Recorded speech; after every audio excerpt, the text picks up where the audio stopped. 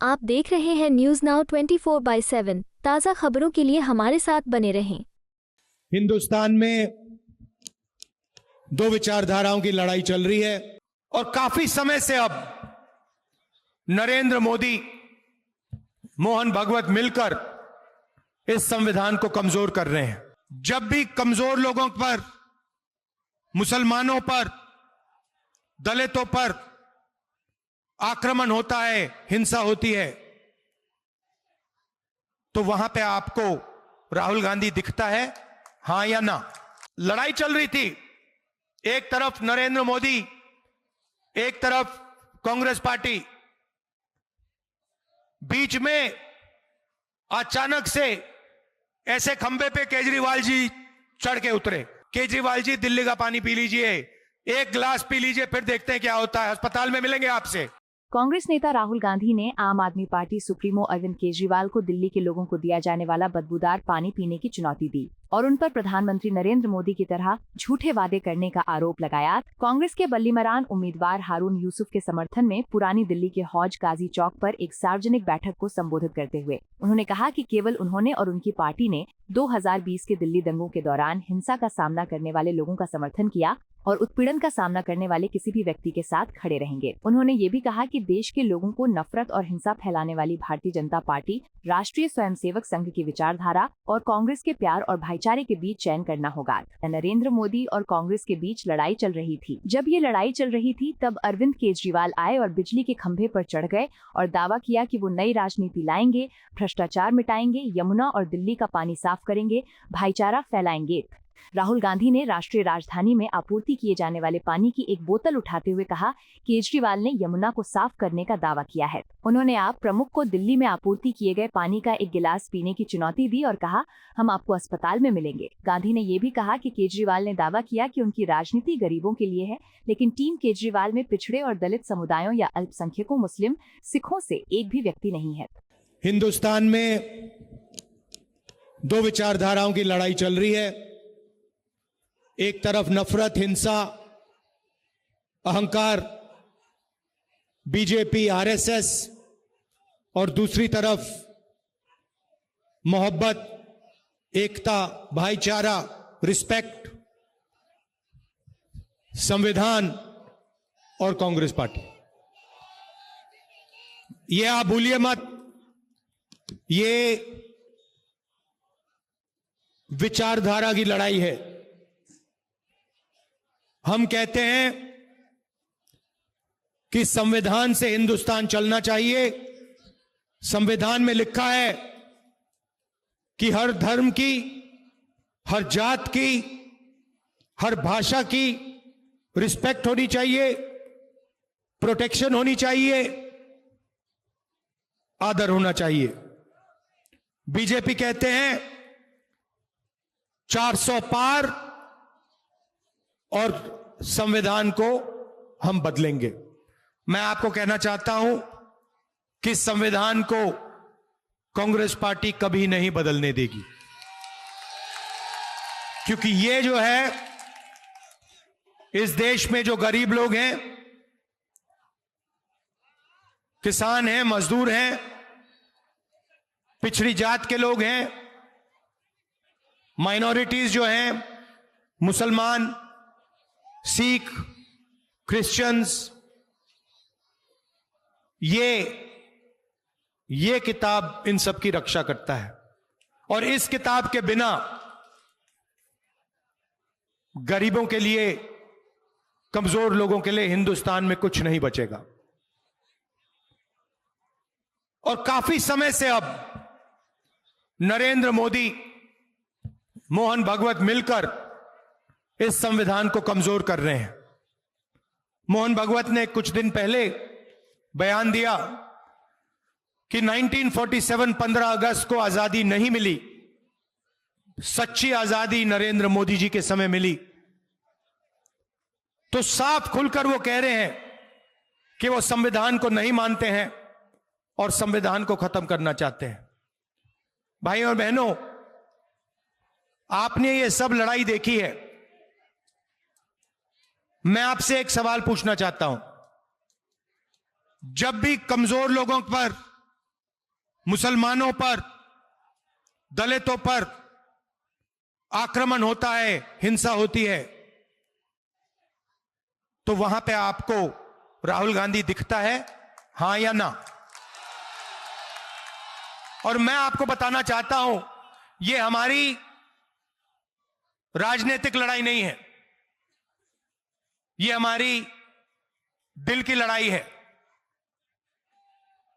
यह जो देश है नफरत का देश नहीं है, यह मोहब्बत का देश है, भाईचारे का देश है। और इस देश की जनता के बीच में, इस देश की जनता के बीच में कोई नफरत नहीं है। नफरत कौन फैलाता है? मैंने देखा है। देखिए, शायद आप में से इतने लोग कन्याकुमारी से कश्मीर तक नहीं चले हों। मैं चला हूं। मैं 4000 किलोमीटर कन्याकुमारी से कश्मीर तक चला हूं और लाखों लोगों से मैं मिला। और मैं आपको बताता हूं, 4000 किलोमीटर हिंदुस्तान के अलग अलग प्रदेश, अलग अलग भाषाएं, रास्ते में मैंने एक बार नफरत नहीं देखी, एक बार नहीं देखी। यह नफरत फैलाई जाती है, यह आपके दिल में नहीं है, गरीबों के दिल में नहीं है। यह नफरत नरेंद्र मोदी जी, उनका संगठन आरएसएस और उनके जो मित्र हैं, मीडिया के लोग फैलाते हैं। और इसीलिए मैंने कहा, और यहां फिर से दोहराना चाहता हूं, कि जहां भी ये नफरत का बाजार खोलेंगे, उसके सामने हमारी एक नहीं अनेक मोहब्बत की दुकानें दिखेंगी। क्योंकि नफरत से नहीं काटा जा सकता। हिंसा को, नफरत से नहीं काटा जा सकता है। नफरत को सिर्फ मोहब्बत से काटा जा सकता है। यह हमारी विचारधारा है और यह हिंदुस्तान की विचारधारा है। मोदी जी आते हैं और एक के बाद एक झूठ बोलते हैं, देश को बांटने का काम करते हैं, भाई को भाई से लड़ा देंगे, एक जात को दूसरी जात से लड़ा देंगे, और फिर अंत में जो आपका धन है, मेहनत की जो कमाई है, वो आपसे लेकर अदानी जैसे अरबपतियों को दे देंगे। सिस्टम यही है, आपका पैसा लो, आपको लड़ाओ, और आपका पैसा सीधा अरबपतियों के जेब में डालो। भाई और बहनों, 16 लाख करोड़ रुपए नरेंद्र मोदी जी ने 25 अरबपतियों का कर्जा माफ किया है। हिंदुस्तान में कोविड फैल रहा था, अस्पताल भरे हुए थे, लोग मर रहे थे, तब भी नरेंद्र मोदी जी ने लाखों करोड़ रुपए अरबपतियों का कर्जा माफ किया। नोटबंदी की, गलत जीएसटी लागू की, ये सारे के सारे काम छोटे व्यापारियों को, स्मॉल और मीडियम बिजनेस को खत्म करने के काम थे। ये सारे के सारे काम, इनकी हर पॉलिसी अरबपतियों के लिए दरवाजे खोलने के लिए, रास्ता खोलने के लिए पॉलिसीज बनाई जाती हैं। आज सच्चाई यह है कि हिंदुस्तान के युवाओं को रोजगार नहीं मिल सकता। आप लाखों रुपए प्राइवेट यूनिवर्सिटी, प्राइवेट कॉलेजेस में देते हो और फिर पता लगता है कि रोजगार नहीं मिलता। रेलवे स्टेशन में कुछ महीने पहले, कुछ समय पहले एक युवा मुझसे मिलता है। मैंने उससे पूछा, क्या करते हो? कुली का काम करता हूं। अच्छा, तुम कॉलेज गए? हां गया।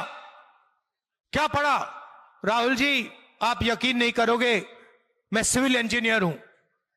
मैं सिविल इंजीनियर हूं। पापा ने लाखों रुपए दिए प्राइवेट एजुकेशन के लिए और आज मैं कुली का काम कर रहा हूं। लाखों करोड़ों युवा जिन्होंने इंजीनियरिंग की है, मेडिकल किया है, वो आज हिंदुस्तान में मजदूर का काम कर रहे हैं। ऐसा हिंदुस्तान हमें नहीं चाहिए। एक तरफ अरबपतियों की शादी, 8-8, 10-10 करोड़ रुपए की घड़ियां, पूरी दुनिया से लोग आते हैं, शादी में नाच के जाते हैं। और दूसरी तरफ बेरोजगारी, महंगाई, दुख और दर्द। नरेंद्र मोदी जी का यही लक्ष्य। अच्छा, लड़ाई चल रही थी, एक तरफ नरेंद्र मोदी, एक तरफ कांग्रेस पार्टी।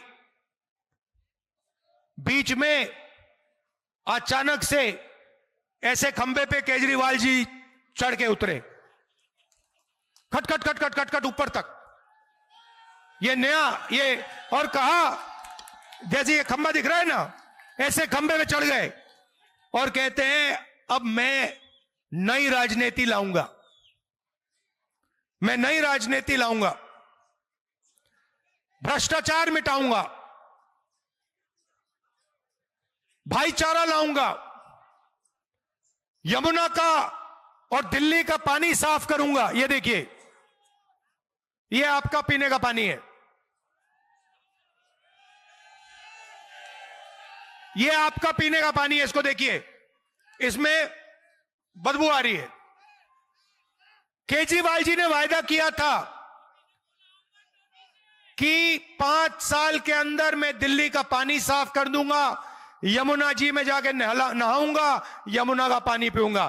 केजरीवाल जी, दिल्ली का पानी पी लीजिए, एक गिलास पी लीजिए, फिर देखते हैं क्या होता है, अस्पताल में मिलेंगे आपसे। कहते हैं मैं गरीबों की राजनीति करूंगा, मैं कमजोर वर्गों की राजनीति करूंगा।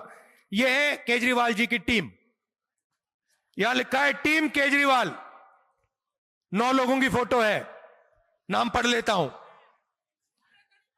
नाम पढ़ता हूं।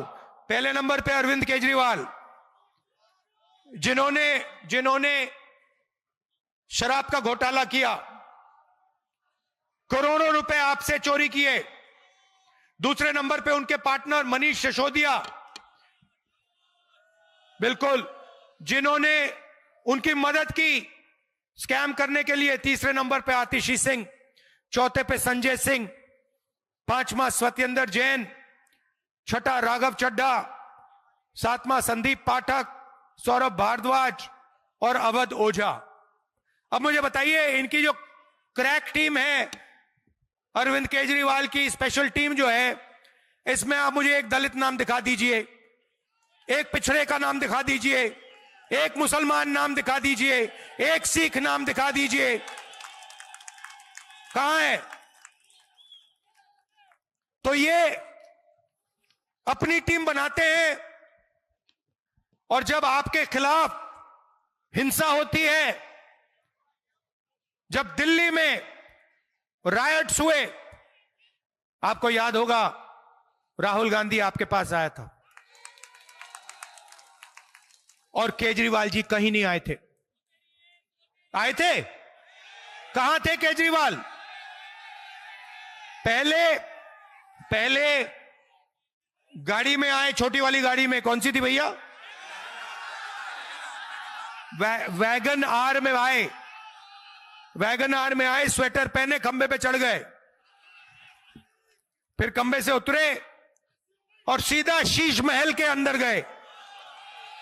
उसमें ऑटोमेटिक दरवाजे, बड़े बड़े टेलीविजन, करोड़ों रुपए का, कितना करोड़ रुपए का है वो?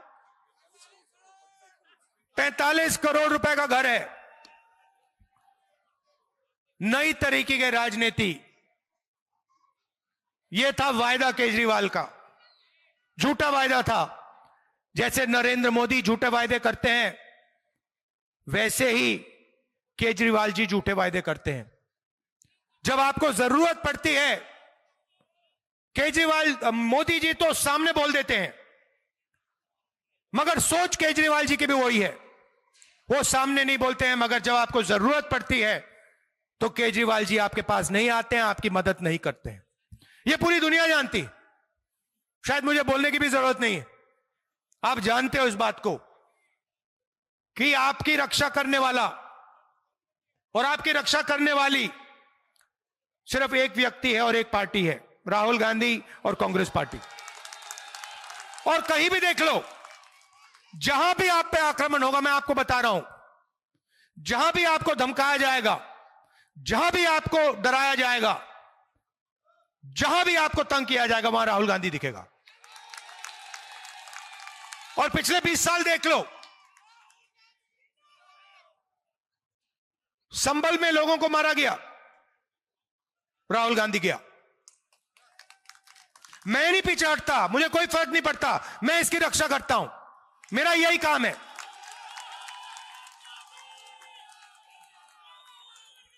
तो ये मैं आपसे कहना चाहता था कि इस देश में किसी को डर नहीं लगना चाहिए। सब लोगों को सपने देखने का, रोजगार का अधिकार है, प्यार से रहने का अधिकार है, यह संविधान देता है। और ये आपने लड़कर यह संविधान बनाया है, इसीलिए हम इस संविधान की रक्षा करते हैं। गांधी जी ने, अंबेडकर जी ने इसे बनाया, नेहरू जी ने इसे बनाया, आपके साथ मिलकर सालों जेल काटे, पूरी जिंदगी संविधान बनाने में दी। और आज मोहन भगवत जैसा आदमी कहता है कि संविधान का कोई मतलब ही नहीं है। आजादी तो हमें 1947 में नहीं मिली, आजादी तो हमें अभी मिली है। मैं यहां आपसे कहना चाहता हूं, आप भूलिए मत, यह विचारधारा की लड़ाई है, और लड़ाई दो पार्टियों के बीच में है। दो पार्टियों के पास हिंदुस्तान में विचारधारा है। एक आरएसएस नफरत से भरी हुई विचारधारा, और दूसरी कांग्रेस पार्टी मोहब्बत से भरी हुई विचारधारा। और यह लड़ाई नफरत और मोहब्बत के बीच में है, हिंसा और अहिंसा के बीच में है, असत्य और सत्य के बीच में है।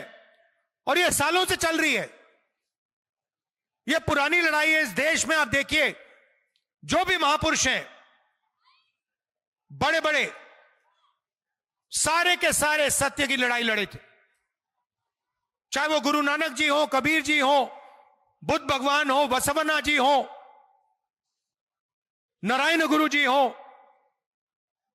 गांधी जी हो, अंबेडकर जी हो, इनमें से कोई भी असत्य के लिए नहीं लड़ा था। इनमें से किसी ने नहीं कहा था कि देश में हिंसा फैलानी है। आप देखिए,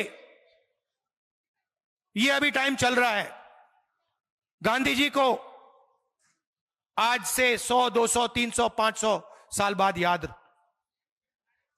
करेंगे लोग।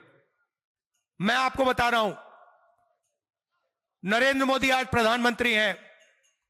जिस दिन ये प्रधानमंत्री पद से हटे, उस दिन के बाद इनको कोई याद नहीं करेगा। आप देख लेना, लिख के ले लो मुझसे। ये कितनी भी कोशिश कर लें, क्योंकि ये देश नफरत को नहीं याद करता है, ये देश हिंसा को नहीं याद करता है। इस देश में गोडसे थे, गांधी थे, ये देश गांधी को याद करेगा, गोडसे को कभी याद नहीं करेगा। और डरने की कोई जरूरत नहीं है। जो आदमी सत्य के लिए लड़ता है, अहिंसा के लिए लड़ता है, उसको डरने की कोई जरूरत नहीं होती है, वो किसी चीज से नहीं डरता है। आपको यह वीडियो पसंद आया हो तो इसे लाइक करें, हमारे चैनल को सब्सक्राइब करें।